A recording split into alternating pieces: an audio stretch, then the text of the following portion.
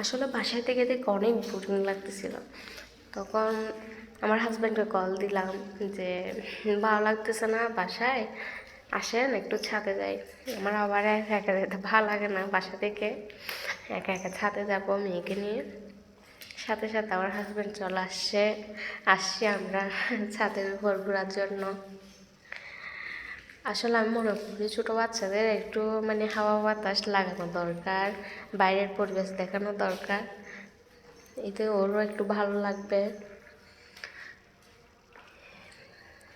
অনেক সময় মনে হয় এই তো আমাদের সুখী ফ্যামিলি, সবসময় যেন এরকম থাকে, হাসি খুশি থাকতে পারি। আপনারা সবসময় আমাদের আশীর্বাদ করবেন যেন আমরা সবসময় এভাবে হাসি খুশিভাবে সুন্দরভাবে জীবন কাটিয়ে দিতে পারি। আর আমার মেয়ের জন্য অনেক আশীর্বাদ করবেন।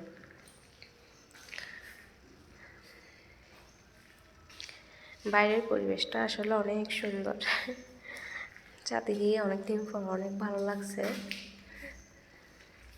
হাওয়া বাতাস, সুন্দর পরিবেশ। আমাদের জন্য আশীর্বাদ করবেন, আমরা যেন এভাবেই থাকতে পারি। কি সুন্দর পরিবেশ দেখছেন, আসলে অনেক ভালো লাগছে। বিকেলবেলা ছাদের পরিবেশ অনেক সুন্দর থাকে। ছাদের উপর সেখানে গাছ লাগানো হয়েছে।